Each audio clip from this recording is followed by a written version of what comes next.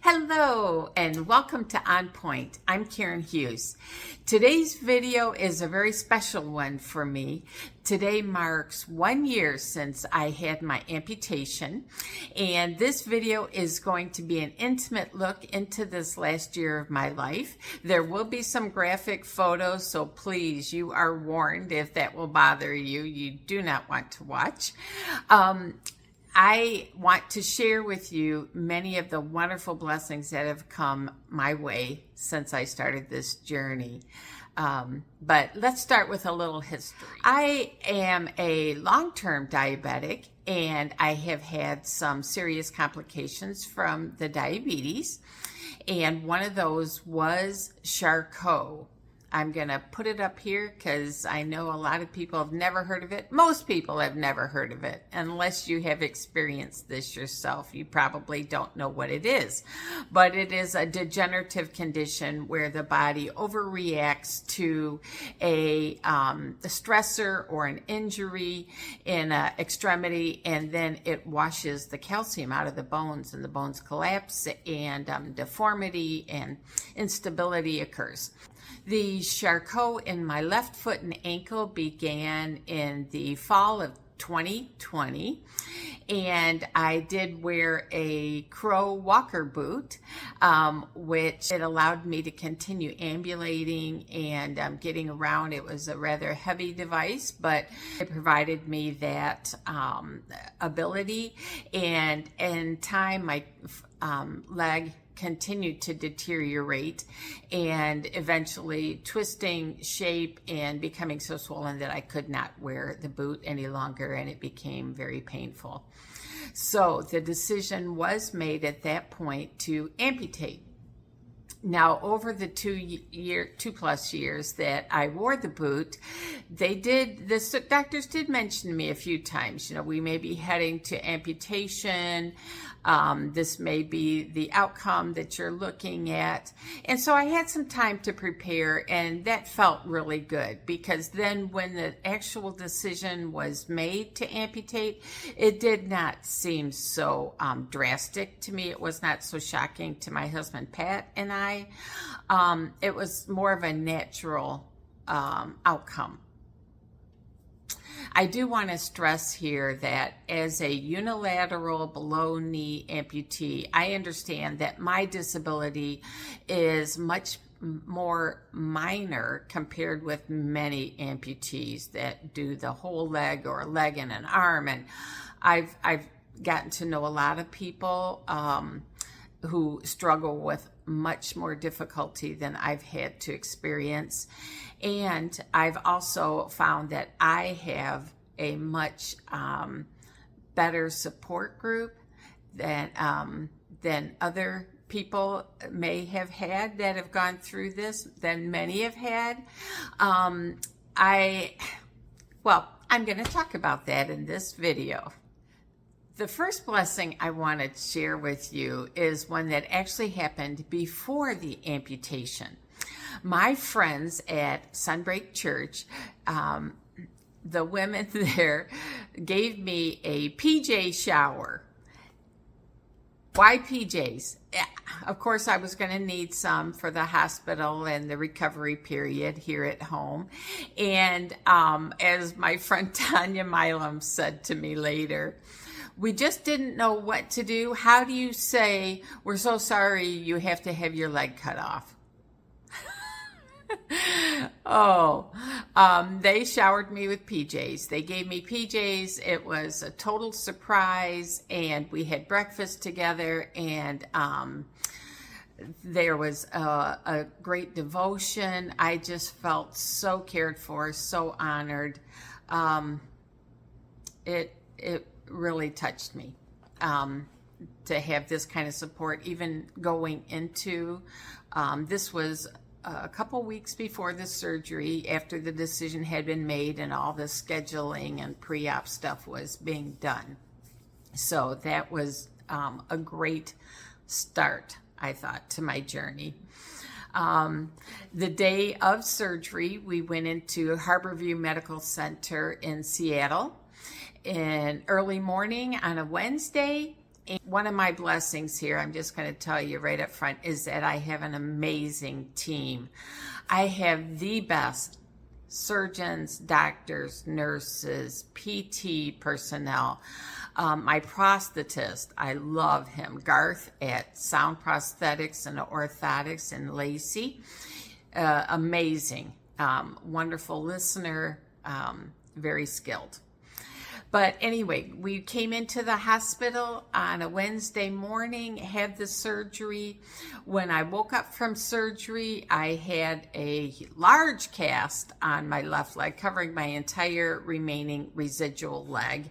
And I had no pain, as they had put in a nerve block during surgery. So I had no pain. That was amazing. There's a blessing. And then it was pretty uneventful for my time in the hospital.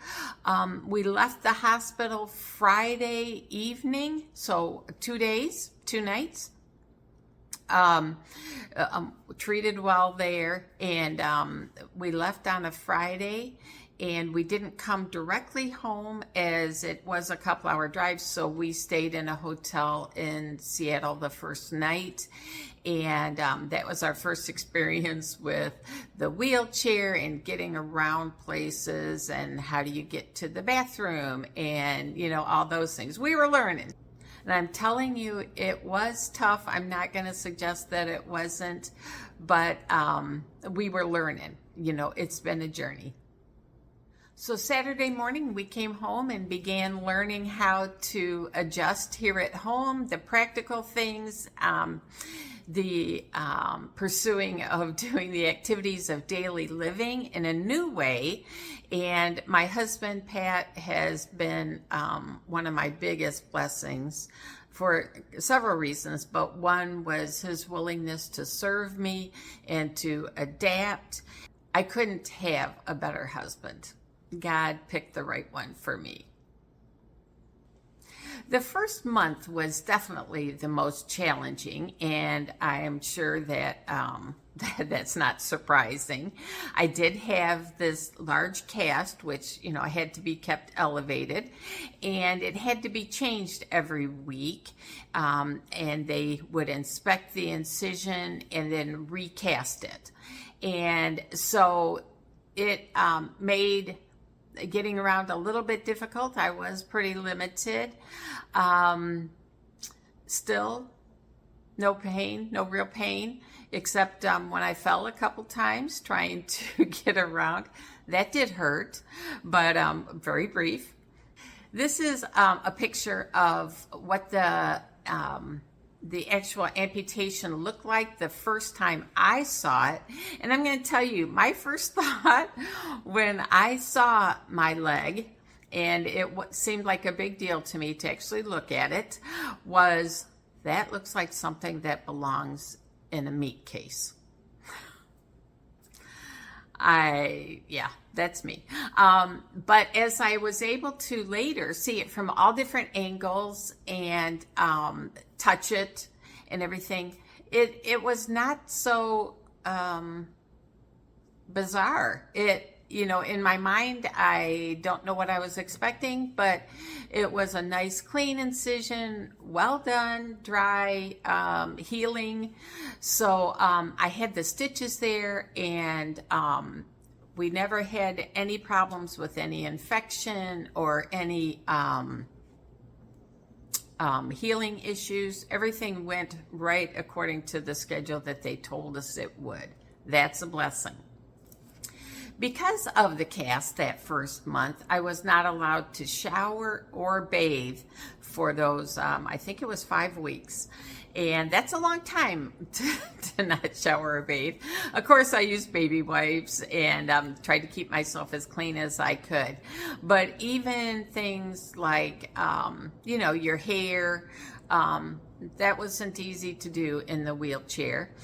And one of my blessings really was that my dear friend Brenda Ball came over and cleaned my house, which was not something I could do at that point. And she touched my heart when she washed my hair. She scrubbed my head. She massaged it. This was like a very luxurious hair washing at an expensive salon. It was so nice. I felt so cared for. And of course, it felt wonderful just to have a clean head again. But that was such a blessing.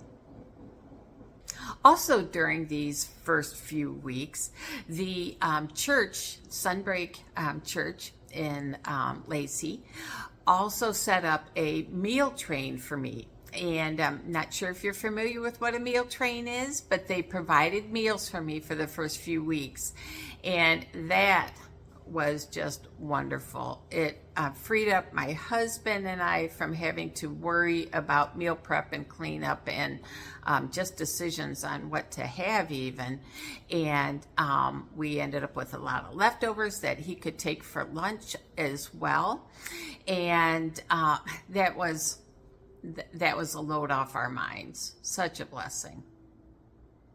My dear friend Brenda Gatton, she came over. She's a master gardener, and she came over and helped in my backyard. She trimmed bushes, weeded, made it look really nice. And as one of my favorite places is on my back deck in the sun, that really was nice to have done. I was fortunate that I could get to the back deck in my wheelchair, and I couldn't get back in without help, but I could get down that step. And I spent a lot of time out there. The sun is very healing to me, it seems.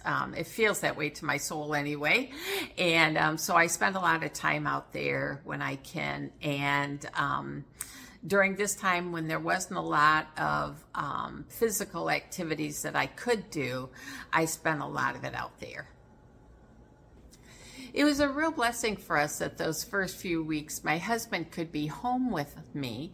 He was allowed to work from home, just as he had done during the pandemic, and he was only it was only necessary for him to be in the office a couple days, maybe one day a week.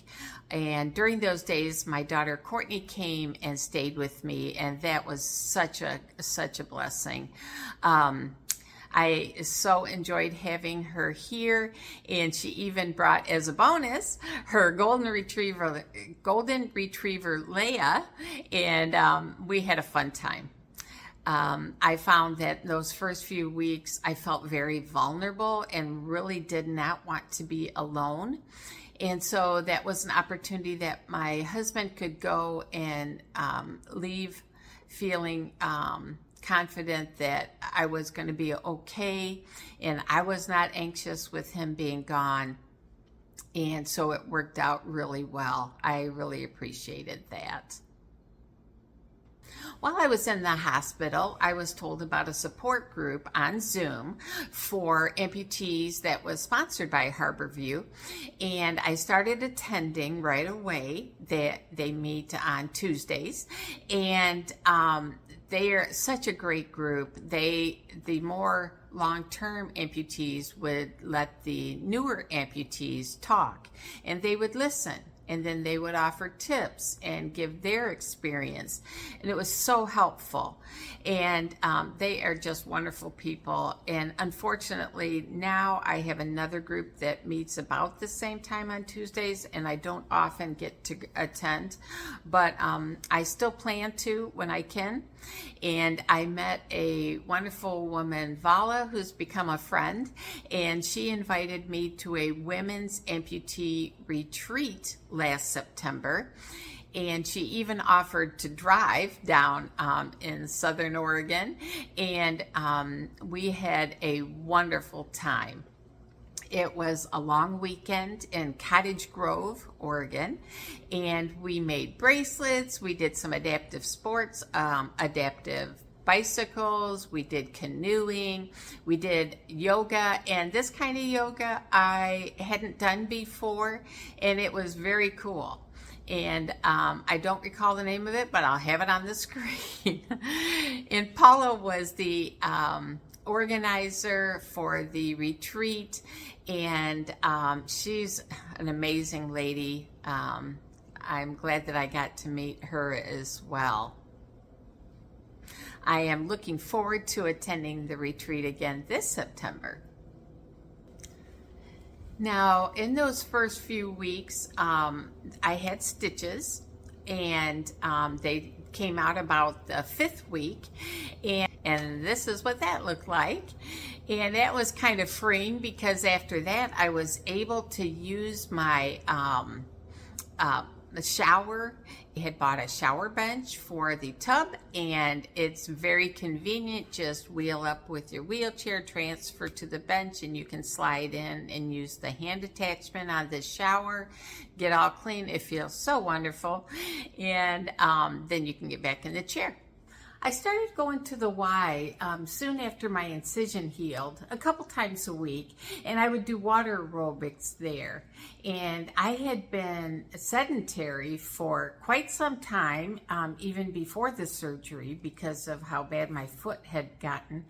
And so I felt so out of shape. And I tell you, I got in the water there, you get in the pool and you just feel so free, and it was just the best feeling. I had a wonderful instructor, Cindy, that I really enjoyed my time working out there. But eventually I got my prosthetic, and I was able to start walking again on my treadmill. I used to be a big walker and even ran when I was younger, but I really wanted to get back to walking long distances. When I started on the treadmill here at home, I easily fatigued. I was winded. It took a long time to build up again. I would do short stints and take a break and get back on and go a little more and go a little more. And now I can comfortably walk several miles. And at that time, when I first started working out on the treadmill, I made a goal with my accountability partner, Brenda Gatton, to walk a 5K one day.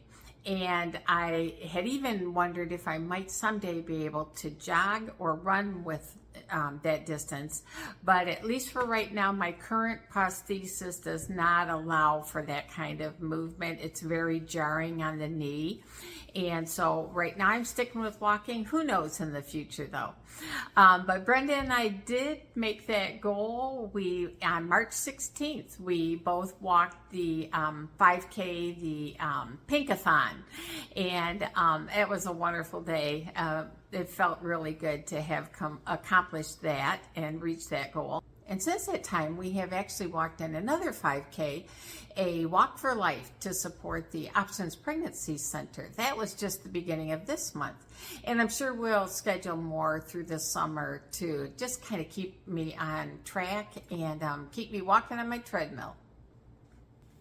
I had not driven for a couple of years prior to my amputation due to my vision loss. I have diabetic retinopathy, and so I have relied on my husband for a lot of those needs to get me around to places and appointments. And I'm very fortunate that my good friend Rosemary Dooley also volunteers to drive me pretty much anywhere. She has driven me to many appointments, and she does so cheerfully with her book along. And she and I share similar personalities, and we always have fun together, and I so appreciate her. She has been a blessing in my life. Because Pat has had to be very involved in my daily life and care, it's brought us a lot closer. And we are frequently holding hands now, which started out as an attempt to help me with my balance. And I have just come to really appreciate his cheerful attitude and the way that he puts me first. He is so willing to do whatever needs to be done for me, and he doesn't do it grudgingly. I think we've both become more compassionate this past year. It's been my observation that difficulties seem to bring out the best in people, and I'm looking at this as someone who has felt need and vulnerable, and I have been in the wheelchair and seen people hurry to get to the door ahead of me to open it for me, or countless times people have said to us, tell us what we can do for you, and people have just been so kind and generous with us. And that brings me to the biggest blessing I have experienced over the last year: God's presence. They say, you know, if you draw close to God, God draws close to you. It has been so true for me. And in my time of greatest need, my realization of how little I was capable of on my own, and my great need for help, I had to give up that sense of independence that I've always valued in myself, and my pride, and asked for help and received help. And God has been my greatest comfort through it all.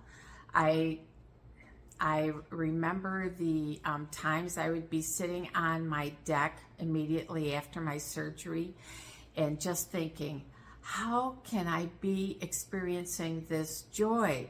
It does not make sense. I would think that I would be so depressed and sad at what I felt like I had given up, and yet I just saw all these wonderful things happening around me. I saw the people in my life stepping up, and I just can't even describe it, but I felt God and Jesus were so close to me. I could almost touch him. I could almost lean over and lean against him and feel his warm body next to me. It was just that way. And I kept thinking, Lord, I never want to lose this. I just always want you so close to me. And I had utter peace and contentment. I would pray that I wouldn't lose that I would always be that close to the Lord. And of course I have, as the ability to do more for myself, and I've gotten busier with my life again. I have unfortunately moved farther from the Lord. Of course, I still have my daily quiet times and pray throughout the day, but I know that it is I who have stepped away, not the Lord. And I know that should I ever feel destitute, down, whatever, he is there, and he is always with me. I would never pray that you would have to go through an amputation.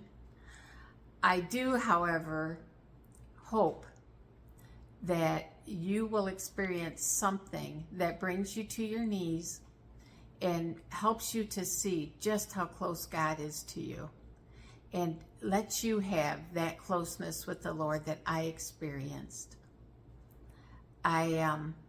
It's priceless. Such a blessing.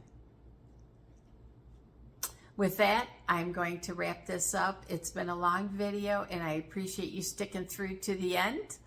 I look forward to seeing you back again for another video soon. Take care.